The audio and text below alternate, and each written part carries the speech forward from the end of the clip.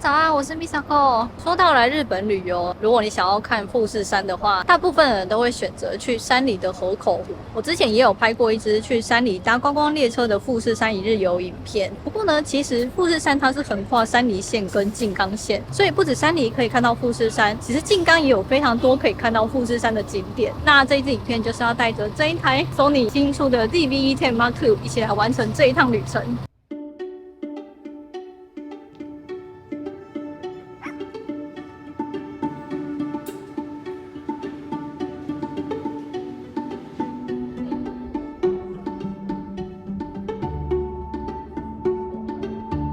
我现在所在的是日本平一个叫 Yumeteras 的地方，这里是隈研吾所设计的一个设施。它厉害的是，它是一个360度的展望回廊。天气好的时候，你不仅可以看到超级大的富士山，你还可以看到同样是世界遗产的三宝松原，以及静冈代表性的骏河湾。这里的景色真的是太厉害了，因为它是位在日本平标高300公尺左右的山顶上，所以基本上是没有任何的遮蔽物的，一定要来这里耶！我大推。お待たせいたしました。こちらから熟成本山茶、こちら山のほうじ茶、こちら和紅茶になります。ごゆっくりどうぞ。ありがとうございます。我现在来到2楼的茶坊，那因为静冈茶很有名，所以这间茶坊有提供让你品尝3种静冈茶的一个菜单。然后我还点了一个小小的迷你铜锣烧。然后这间茶坊厉害的就是因为它是盖在这个 Yumeteras 里面，它的座位是可以看到非常清楚的富士山，刚好坐的位置就是正对富士山，真的是太幸福了。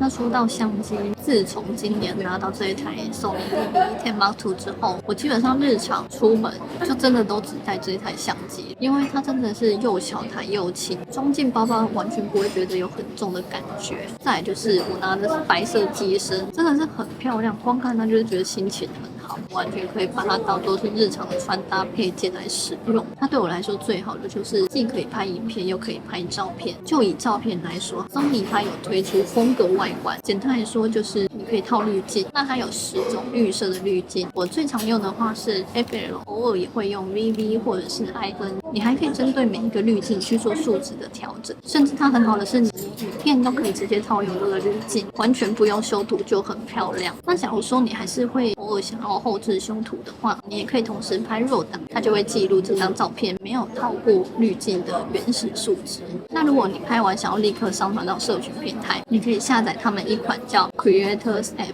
这个 App 可以让你直接连上相机，直接把照片跟影片都传到手机，而且你还可以用这个 App 远端遥控你的相机，非常的适合像我这种总是一个人旅游的人。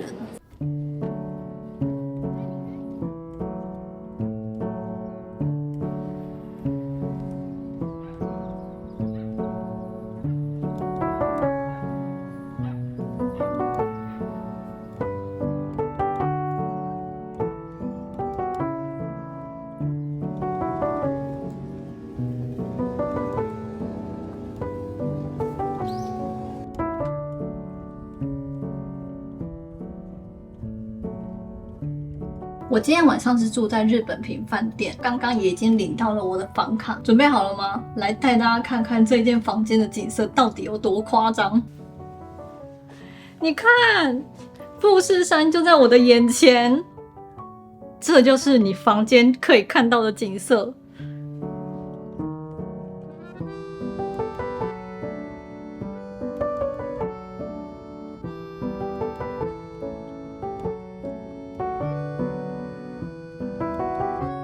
真的太夸张了！我从进到房间之后，到现在还没有缓过来，这景色太吓人了，就是漂亮到不知道该说什么。重点是你可以有一整天的时间拥有这片景色，从早到晚。然后它这间房间还有附设露天阳台，代表我等一下就可以坐在这个阳台，欣赏到傍晚日落时分的富士山。这样看得到富士山景观的房间，一晚2个人大概是7000台币，你觉得值得吗？我觉得超值得。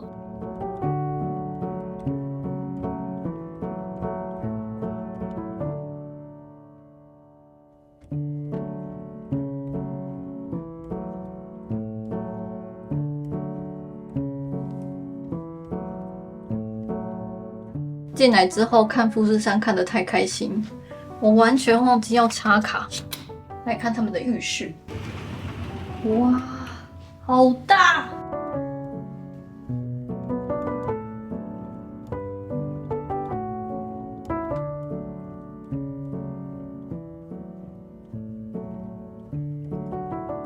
备品准备好多哦，它还有附设大浴缸。天啊，我突然觉得就是自己一个人来住有点奢侈。房间里面还有准备2包日本平产的茶，热水壶它用的是百慕达。那下面这边还有其他的茶包，原创的咖啡。冰箱里也有很多饮料，还有酒，可是这些都是要钱的。我对这个蛮好奇的，一罐要300左右吧。那看起来很好喝诶。衣橱里面有浴袍，下面这个是，哦，它有睡衣耶，太好了！而且它有分不同的尺寸跟颜色。哇，现在天空变得好漂亮哦，君河湾的颜色变得超漂亮的。可惜富士山有一点被遮住了，这个有一点摩天轮，应该是我明天要去的地方。明天还要去坐船看富士山。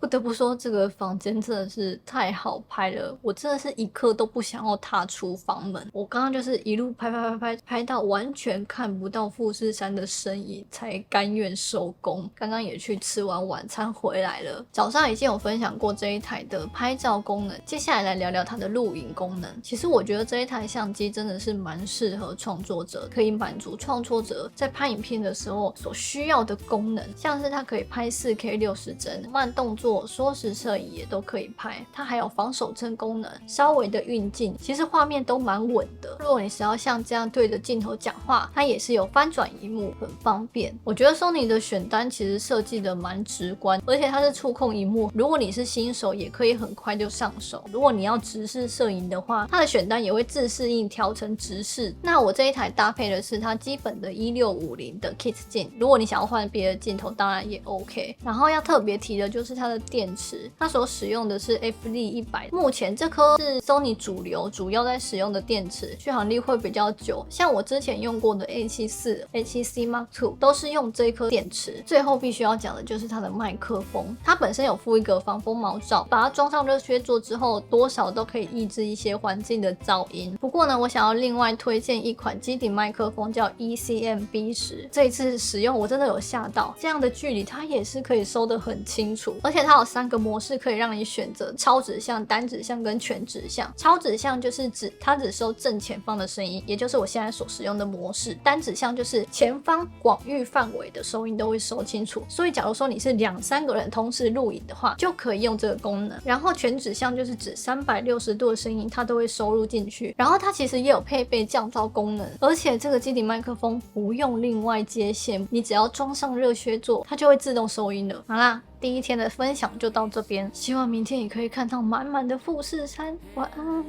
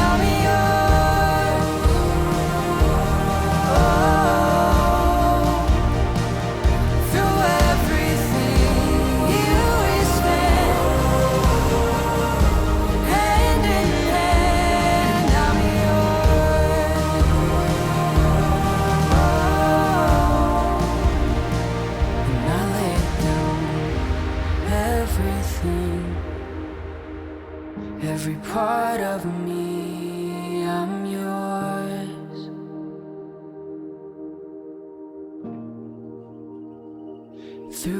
everything. Here we stand,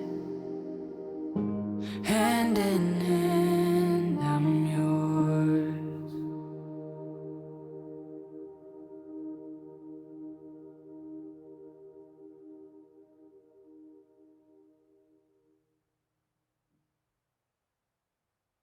起床的时候看到门口吊着一个报纸，太用心了吧！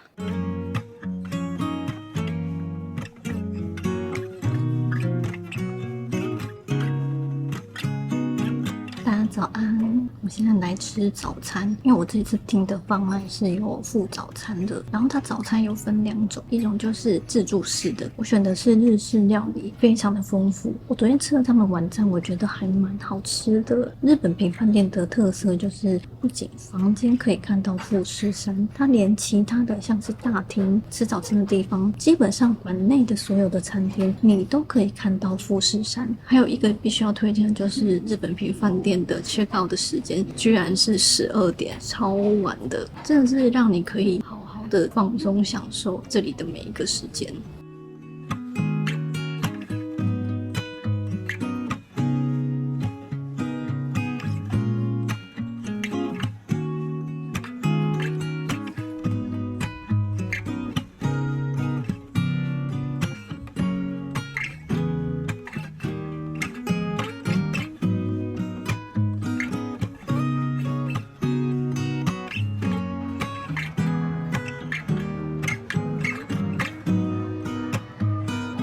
我现在来到了静冈一个游乐园兼购物中心的地方。这个购物中心里面有樱桃小丸子的长期展览，因为小丸子的作者就是出生在静冈县的清水区，所以小丸子的故事就是以这一带为背景舞台。那之所以会想要推荐这里，其实还有一个原因，因为静冈是可以看到富士山的嘛，这边其实有游船可以坐，它有2种游船，一个呢就是骏河湾的游轮，那另外一个呢就是清水港的游览船。我原本想坐骏河湾的游轮，不过我查了一下，它目前到4月都是休息的状态，所以呢我就改来清水港这边坐他们的游览船。而且清水港其实大有来头，因为它靠近三宝松原，又可以看到富士山，所以它跟神户港、长崎港并列为日本3大漂亮的港口。而且它跟伊根的游览船一样，都可以在船上喂海鸥。在清水公园发现了2只猫，不知道是不是有人养的，2只都胖胖的，然后毛色看起来也蛮健康的。这只黑色的毛还有光泽耶，感觉应该是有人养的。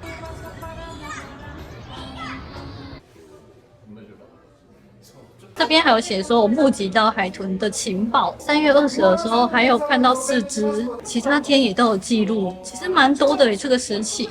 晚上可以買海鸥的饲料，100塊。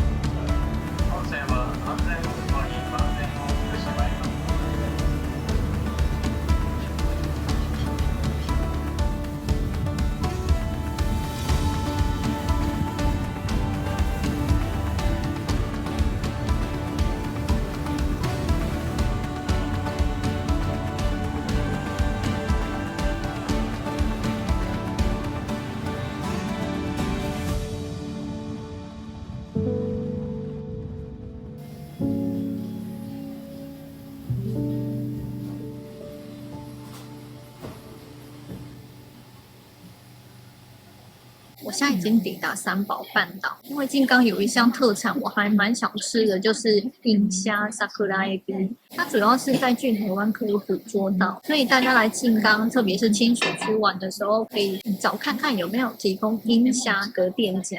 然后我找的这一间店，他们的特色是炸樱虾，就是小小只的，这个就是樱虾，然后再配一碗热的乌龙面。我真的觉得松林的美肤功能很好看，松林它主要有3阶段的美肤可以选，我通常都是调中阶的，看起来是最细的。拍摄的时候都一定要脚架才能架在桌上使用，推荐大家可以一起架过它的手持握把。再来就是松林的对焦，我如果把东西移开，立刻回到我身上。你看有没有很快？太夸张了。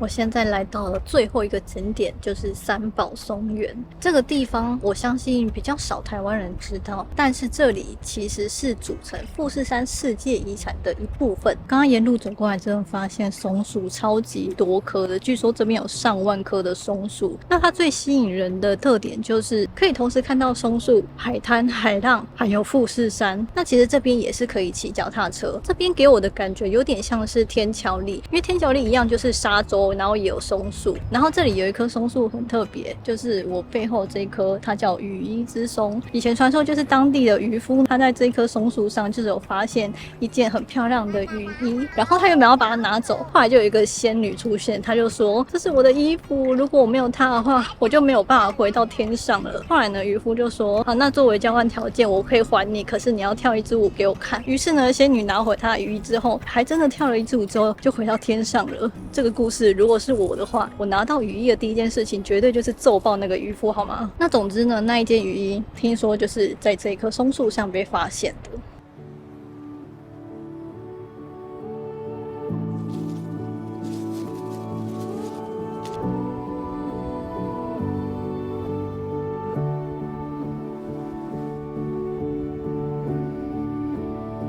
哇，天哪，好漂亮哦！穿过刚刚的松树林之后，眼前这边正对面就是富士山。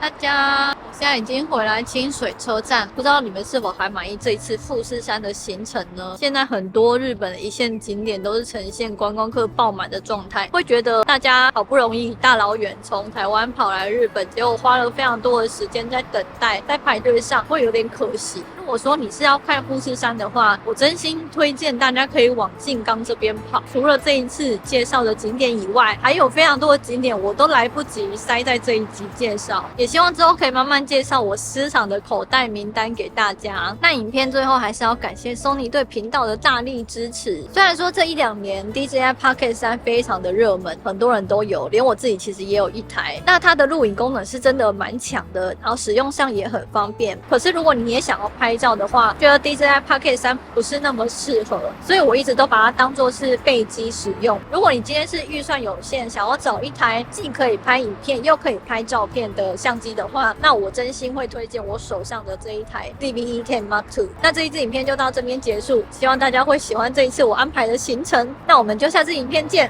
拜拜。